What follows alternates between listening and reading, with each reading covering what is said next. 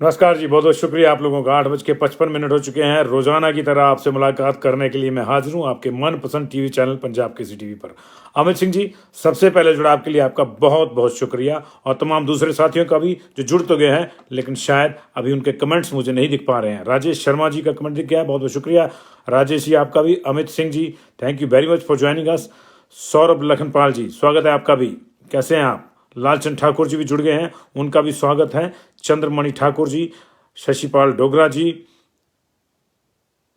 राजेश गंगोत्रा जी, अरुण पाठक जी, जालम सिंह जी, बहुत बहुत शुक्रिया तमाम लोगों का, आप जल्दी से जल्दी जुड़ रहे हैं। कपिल सिंह गुलेरिया जी, आपका भी स्वागत है जी।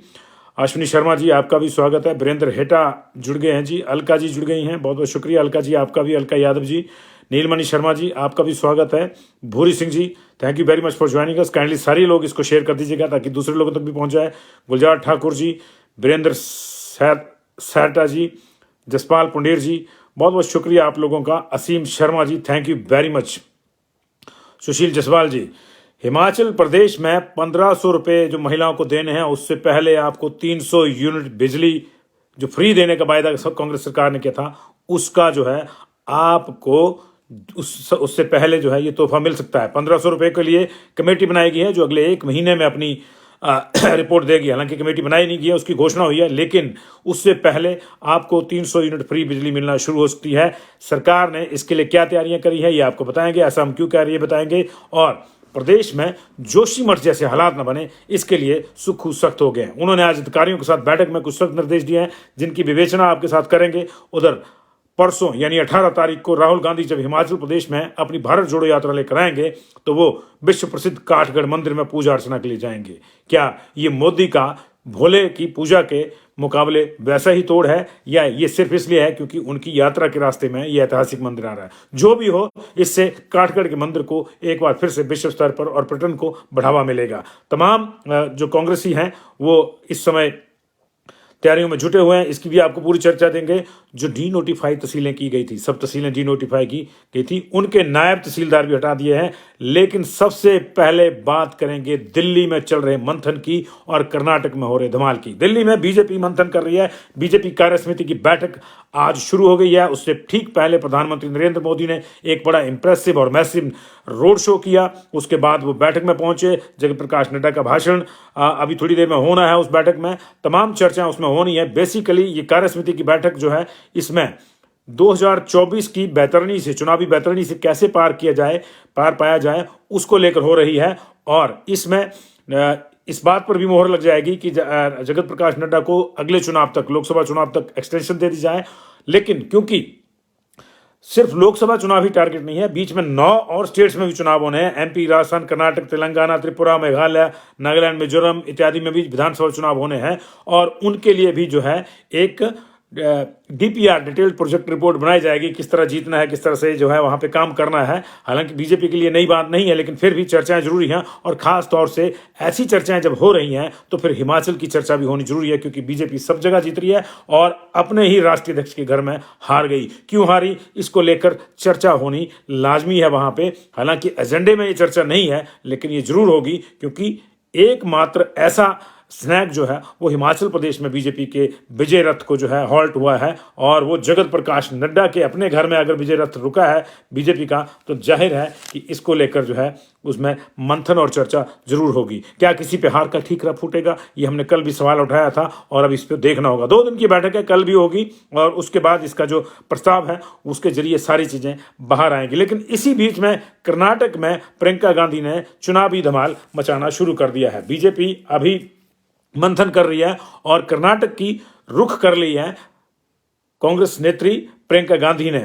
और उन्होंने, आपको याद होगा, हिमाचल प्रदेश में भी उन्होंने ही मोर्चा संभाला था और हिमाचल प्रदेश में बीजेपी को हार मिली थी, बावजूद इसके कि बीजेपी ने तमाम यहां पे उद्यम किए, लेकिन कोई भी उनकी तरकीब काम नहीं आई। प्रधानमंत्री की 8 रैलियों के मुकाबले प्रियंका की 4 रैलियां और उसमें की गई घोषणाएं भारी हो गई। घोषणाओं की चर्चा इसलिए कर रहे हैं क्योंकि आज बेंगलुरु में प्रियंका गांधी ने नाई की, यानी मैं नेता हूं, हिंदी में इसका मतलब है मैं नेता हूं, ये इस नाम से रैली आयोजित की। और ये महिलाओं की बेसिकली रैली थी और उसमें कांग्रेस की जनरल सेक्रेटरी प्रियंका गांधी ने ऐलान किया कि अगर राज्य में कांग्रेस सत्ता में आती है तो महिलाओं को 2,000 रुपये प्रति माह और सभी घरों को 200 यूनिट बिजली फ्री दी जाएगी। याद रखिए, इसी तरह का वायदा यहाँ भी हुआ था। 1,500 रुपये महिलाओं को प्रति माह और 300 यूनिट बिजली की। 1,500 रुपये के लिए यहाँ फिर जो है, यहाँ ओपीएस का भी वायदा हुआ था। ओपीएस का वायदा पूरा हो चुका है। 1,500 के लिए कमेटी बना दी गई है जो महिलाओं को 1,500 रुपये हैं, और 300 यूनिट बिजली के लिए तैयारी होगी, उसकी मैं आपके साथ चर्चा करूंगा। लेकिन ये फार्मूला वहां भी काम करेगा या नहीं करेगा तो वक्त बताएगा, लेकिन इस फार्मूले को वहां पे एग्जीक्यूट करना कांग्रेस ने शुरू कर दिया गया। इसके अलावा प्रियंका गांधी ने भी कहा कि एलपीजी के आसमान छूते दामों के रोजाना खर्चों के भार से महिलाओं को कुछ राहत देना चाहती हैं। ऐसे में जो है वो इस तरह के उद्यम कर रही है। तो प्रियंका गांधी का ये जो फैसला है, ये जो घोषणा है, ये क्या असर दिखाती है ये देखना होगा। इस रैली में उन्होंने भाजपा सरकार पर निशाना साधा है। उन्होंने कहा कि भाजपा ने 40% कमीशन लेकर राज्य के 1.5 लाख करोड़ रुपए अपनी जेब में कर लिया है। ये उन्होंने बड़ा आरोप लगाया है। यहाँ पे हालांकि उन्होंने भ्रष्टाचार का कोई आरोप नहीं लगाया था, लेकिन यहाँ पे जो उन्होंने वायदे किए थे वो क्लिक कर गए थे। तो ऐसे ही वायदे वहाँ उन्होंने कर्नाटक में भी किए हैं, जहाँ आगामी कुछ महीनों में आप वहां चुनावी हलचल देखेंगे। इसी वर्ष वहां पे चुनाव होने हैं और उसी चिंतन में बीजेपी दिल्ली में बैठी हुई है। बीजेपी का चिंतन विधानसभा के साथ साथ लोकसभा चुनावों के लिए भी है। इसमें बीजेपी ने जो है अपनी जो संवेदनशील सीटें थी वो 146 से बढ़ा के 146 से बढ़ाकर जो है 170 कर दी। यानी बीजेपी को लगता है कि अब 170 सीटें ऐसी हैं जो संवेदनशील हैं और उन पर ज़्यादा कंसंट्रेट करना होगा। लेकिन और क्या इनपुट आते हैं इस बैठक में से, उनको भी आपके साथ साझा करेंगे। फिलहाल रुख करेंगे उस खबर का जिसका आपको इंतजार है।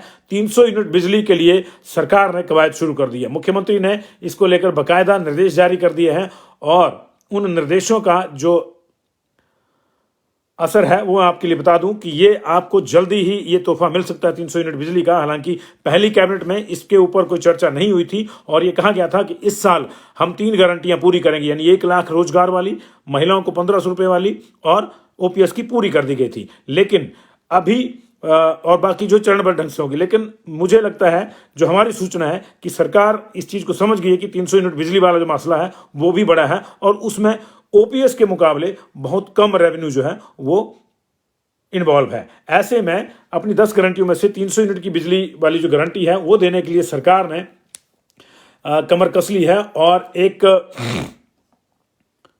सर्वे जो है वो करवाया गया है। और इस सर्वे में जो है बिजली बोर्ड ने जो है 300 यूनिट के जो खर्चा है वो कैलकुलेट कर लिया है कि 300 यूनिट अगर हर घर को देते हैं तो कितना खर्चा होगा। 14.5 लाख बिजली के मीटर हैं। अब ये मीटरों के हिसाब से ही होगा तो बिजली के घरेलू उपभोक्ता जो है 14.5 लाख हैं और बिजली विभाग का ये मानना है कि अगर 300 यूनिट बिजली फ्री देनी है हर माह तो 27 से 30 करोड़ का अतिरिक्त खर्चा आएगा।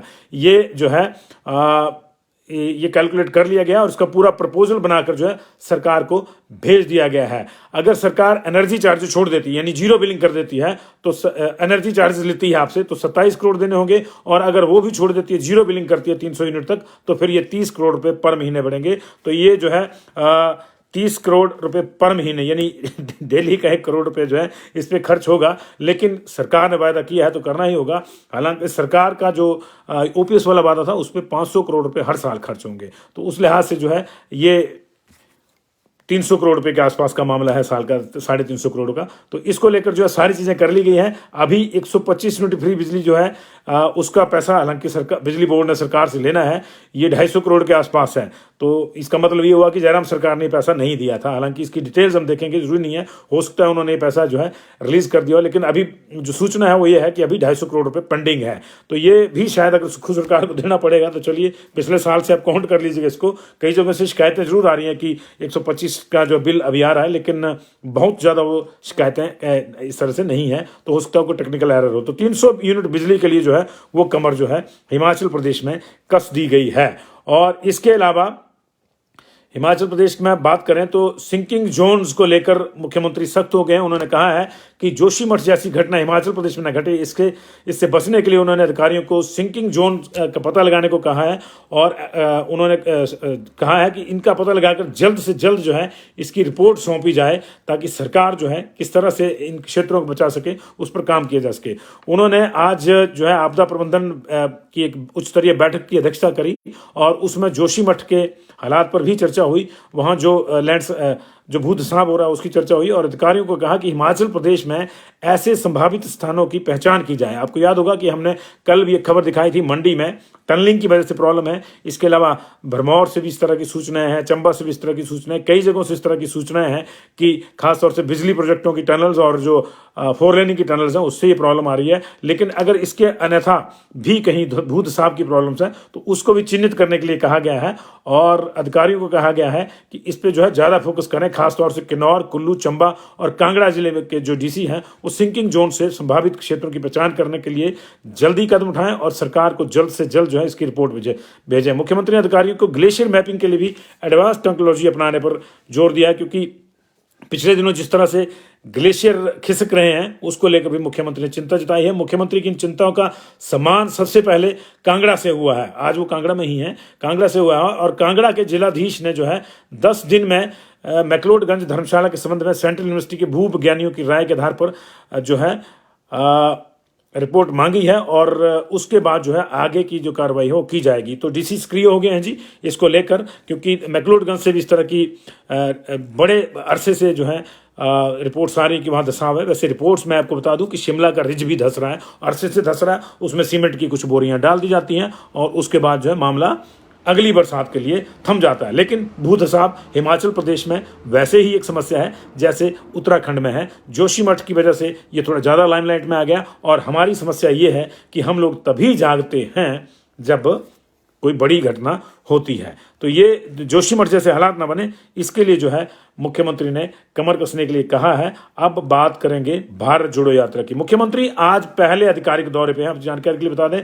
वो आज नूरपुर पहुंचे हैं और 19 तारीख को वहां से उनकी वापसी है।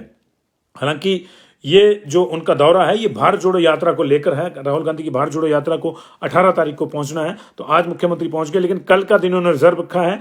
कांग्रेस की अध्यक्षा प्रतिभा सिंह ऑलरेडी तैयारियों का जायजा ले रही हैं, मुख्यमंत्री भी उसमें शामिल होंगे। लेकिन नूरपुर में ये संभव है कि वो अपना पहला खुला दरबार भी लगा लें जिसमें जन समस्याओं को सुना जाए। तो आप इसको विंटर जोर मान लीजिए गवर्नमेंट का, उसकी भी शुरुआत इसको मान सकते हैं, जो भी आप मान लें। लेकिन बहाने से ये कहने की जरूरत जो है अब शायद कम पड़ेगी कि कांगड़ा का ध्यान नहीं। मंत्री कब बनते कब नहीं बनते उसकी चर्चा हम आपसे कल करेंगे, हमारे पास एक एक्सक्लूसिव खबर है और उसकी बात भी करेंगे। लेकिन फिलहाल मुख्यमंत्री 3 दिन के लिए वहाँ हैं। 19 तारीख को उनकी वापसी होगी। 18 तारीख को सुबह 7 बजे कांगड़ा के मिलवा में हिमाचल प्रदेश में जो है राहुल गांधी की भारत जोड़ो यात्रा प्रवेश करेगी। उसके बाद कुछ किलोमीटर चलने के बाद राहुल गांधी विश्व प्रसिद्ध काठगढ़ मंदिर में जाके पूजा अर्चना करेंगे। इसके लिए बकायदा मंदिर की कमेटी को सूचना दे दी गई है और फिर ये जब यात्रा उनकी पूजा अर्चना के बाद रिज्यूम होगी तो ये 24 किलोमीटर के आसपास जो है यात्रा करने के बाद वो 5:30 बजे मलौट में एक जनसभा को संबोधित करेंगे और अगले दिन जो है ये यात्रा पंजाब में दोबारा से प्रवेश कर जाएगी। उसके बाद दिल्ली जो है जम्मू कश्मीर होते हुए 30 तारीख को जो है श्रीनगर में इसको समाप्त होना है। अगर बात काठगढ़ के शिवलिंग की करें तो इसको दुनिया का पहला स्वयंभू शिवलिंग माना जाता है और इसकी खासियत यह है कि यहाँ पे शिव और पार्वती के शिवलिंग रूप में ही शिला रूप में ही विग्रह हैं और ये मान्यता है कि शिवरात्रि के आसपास ये दोनों विग्रह जुड़ जाते हैं और फिर बाद में धीरे धीरे जो है वो जो है अलग हो जाते हैं। तो इसके चर्चे पूरी दुनिया में हैं और अब राहुल गांधी जो है यहाँ दर्शन करने के लिए आ रहे हैं। मुख्यमंत्री और कांग्रेस का दूसरा तमाम अमला जो है वो ऑलरेडी वहां पे पहुंच चुका है। हिमाचल प्रदेश में जीवन रक्षक दवाइयों के दाम कम किए गए। 133 दवाइयों के रेट तय किए गए हैं और इनकी खुदरा कीमतें तय की गई हैं। कुछ ये जो है ये दवा मूल्य निर्धारण नियामक आयोग जो है उसके प्रयासों से ऐसा हुआ है, उसकी सूचना पे हुआ है। इसमें अलग अलग किस्म के टैबलेट, कैप्सूल, इंजेक्शन और पाउडर शामिल हैं। कुछ दवाओं की जो दरें हैं वो बढ़ाई गई हैं और कुछ दवाओं की दरें जो हैं वो कम की गई हैं। इन दवाओं में लुकानोजोल टैबलेट जो है, कार्बिमाजोल, सेफिमिक्स, इमेटिनिब, टमेक्सोसिफेन, इसके अलावा थैलिडोमाइड, मेट्रोनिडाजोल, एसिटाजोल इत्यादि जो है, ब्रूफिन, इस तरह की जो क्लोजापाइन, इस तरह की दवाइयाँ जो है इनके दाम जो है वो कम कर दिए गए हैं ताकि लोगों को जो है इनको खरीदने में जो है सहूलियत हो सके। बात तो अब करते हैं नायब तहसीलदारों की। राज्य सरकार ने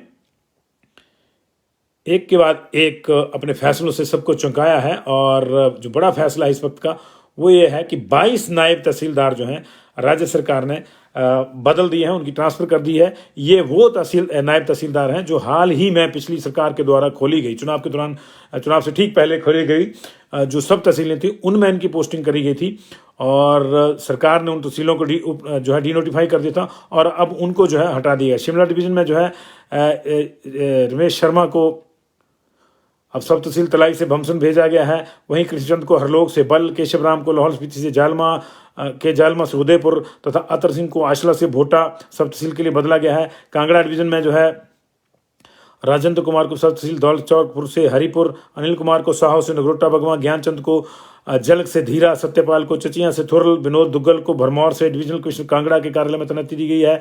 और शिमला डिवीजन की बात करें, पहले हमीरपुर था, उससे पहले जो मैंने कहा था, तो शिमला डिवीजन में जो है मलक राम को स्तौन से जुब्बल, देवेंद्र कुमार को थैली चट्टी से मूरंग, नानक राम को ज्यूरी से निचार, कमल कुमार को कालाम से परमाणु, सौरभ धीमान को समरकोट से चिड़गांव, सोहन लाल को बल्दिया से सुन्नी, मदन लाल को धम्बाड़ी से संगड़ा, फरीद मोह को जो है मतियाना से जलोग, सलीम मोहम्मद को कोटी से कृष्णागढ़, बंसी राम को बड़ा गांव से ददाहू, जगत राम को राजपुर से नैना टिक्कर, अश्विनी कुमार को खोड़ावाला से पछात तथा रमेश चंद को टिक्कर से अर्की शाला घाट के लिए बदल दिया गया है। फरीद मोहम्मद को मतियाना से जलोग जो है वो बदल दिया गया है।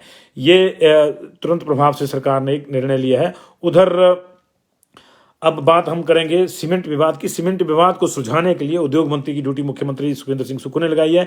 उन्होंने उद्योग मंत्री हर्षवर्धन चौहान को अंबुजा व एसीसी सीमेंट संयंत्र विवाद सुलझाने के लिए निर्देश देते हुए कहा है कि वह सीमेंट कंपनी और ट्रक ऑपरेटरों के बीच के मसला है, लेकिन फिर भी सरकार प्रदेश इसमें इस मसले को सुलझाने का प्रयास कर रही है। अतः वो दोनों पक्षों से एक बार फिर से बात करें। आपकी जानकारी के लिए बता दें कि जो कमेटी इसमें बनाई गई थी उसने बंद लिफाफे में अपनी रिपोर्ट सौंप दी है, अपने रेट सौंप दिए हैं। उधर हाई कोर्ट में भी मामला चल रहा था, लेकिन अब हाई कोर्ट में छुट्टियां हैं तो उसके बाद ये लगेगा, तो इसलिए जो है अब एक बार फिर से जो है बातचीत का रास्ता अख्तियार किया सरकार ने।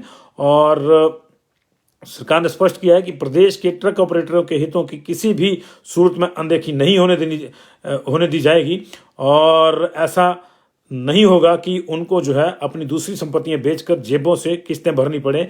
और इसके लिए जो है एक बार फिर से उद्योग मंत्री जो है वो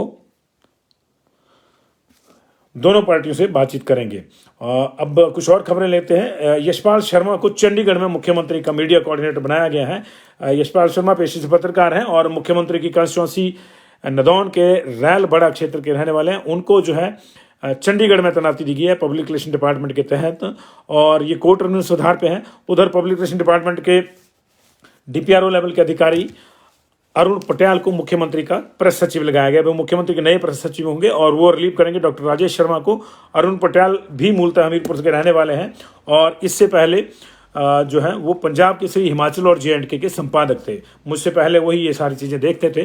तो अरुण पटेल को नियुक्ति मिली है। हमारी इन दोनों भाइयों को जो है शुभकामनाएं और हम उम्मीद करते हैं कि जो इनको काम दिया गया उसको और भी बेहतर ढंग से करेंगे। कोविड की खबर लेंगे जी। हिमाचल प्रदेश में लगातार तीसरे दिन कोई भी कोविड का केस नहीं आया है। आज 2 लोग रिकवर हुए हैं और सैंपल मैं एक बार देख लेता हूँ सैंपल कितने लिए गए हैं। आज 719 सैंपलिंग हुई है जी। कल कम थी सैंपलिंग लेकिन आज 719 सैंपल ली गई है और कुल मिला के अब हिमाचल प्रदेश में 2 रिकवरी के बाद 14 केस रह गए हैं एक्टिव केस। बिलासपुर में 4 हैं, कुल्लू में 4 हैं, बिलासपुर और कुल्लू में 4 हैं। 2 केस जो है मंडी में हैं, 2 केस ऊना में है और 1 केस सिरमौर और सोलन में है। तो कुल मिला के जो है अब सिर्फ 14 एक्टिव केसेस रह गए हैं। 3 दिन से कोई भी नया केस नहीं आया। बहुत बहुत शुक्रिया तमाम जुड़ाव के लिए। तो 300 यूनिट बिजली के लिए तैयार हो जाइए। 1500 रुपये प्रति महिला वाला जो मामला है वो कमेटी के पास चला गया है। कमेटी उसमें किस तरह से क्या डिसाइड करती है, अभी तो कमेटी बननी है। कमेटी में कौन कौन होता है ये देखना होगा। कैबिनेट सब कमेटी होगी, किस मंत्री की ड्यूटी लगती है और उसमें कौन कौन दूसरे मंत्री होते हैं ये देखना होगा। लेकिन 300 यूनिट बिजली को लेकर जो है सारी जो एक्सरसाइज जो कर ली गई है, अगर 0 बिल देना है, मीटर रेंट भी नहीं लेना है, जो सर्विस चार्जेस वो भी नहीं लेने हैं, तो ये 30 करोड़ के आसपास पर मंथ का खर्चा होगा। ये सरकार को बता दिया गया है। तो ऐसे में माना जा रहा है कि जल्दी ये फैसला हो जाएगा। मैं पॉलिटिकल जमाकड़ा जी मैं बिल्कुल ठीक हूँ। जमाकड़ा से याद आया, राहुल गांधी की यात्रा में कांगड़ा का जमाकड़ा भी होगा और सभी जिलों की सांस्कृतिक प्रस्तुतियां भी इस यात्रा में होगी। ये शायद अपने आप में पहली बार होगा पूरी यात्रा में। वो जो है सितंबर में चले थे यात्रा के लिए। 3000 किलोमीटर की उनकी यात्रा है और अलग अलग राज्यों से वो गुजरे हैं, अलग अलग तरह से कांग्रेस ने उनका स्वागत किया है। लेकिन यहाँ सभी जिलों के सांस्कृतिक दल जो हैं ये उनकी हिमाचल में जब यात्रा आएगी तो उसके दौरान परफॉर्म करते हुए चलेंगे, ये मुझे याद आ गया जी। टीसीटी बैच वाइज का भी नहीं है जी, कोई जानकारी नहीं है, ये आएगा जी। इंदु शर्मा जी, कल भी आपने शायद पूछा था, अभी कोई जानकारी नहीं है, तो देखिए जब भी इसकी सूचना मिलेगी आपसे बताएंगे। 3 मंत्री अभी बताएंगे जी, कल बताएंगे आपको, अभी इतनी जल्दी नहीं है। अभी तो 19 तारीख को मुख्यमंत्री वापस आएंगे, तो 19 तारीख तक तो वो कांगड़ा में ही हैं, तो वहाँ मंत्रियों की जरूरत नहीं है जब मुख्यमंत्री वहाँ हैं। उसके बाद बनेंगे जरूर, कांगड़ा से भी बनेंगे और संभवतः बिलासपुर से भी जो है मंत्री उन्होंने वायदा किया वो बनेंगे, लेकिन 2 बनेंगे कांगड़ा से, 1 बनेगा, देखना होगा जी। मोहित ठाकुर जी, मुझे नहीं लगता कि आप मेरे घर आए थे, क्योंकि मैं पूरा दिन घर में ही था। झूठ मत बोलिए। है ना, जो मिलने आए थे वो मिले हैं, तो अगर आप आएंगे तो यू आर मोस्ट वेलकम, और अगर आप नहीं आए थे तो आप झूठ बोल रहे हैं। क्योंकि मैं पूरा दिन घर पे ही था और मैं सिर्फ इवनिंग वॉक के लिए घर से बाहर निकला हूँ। Thank you very much.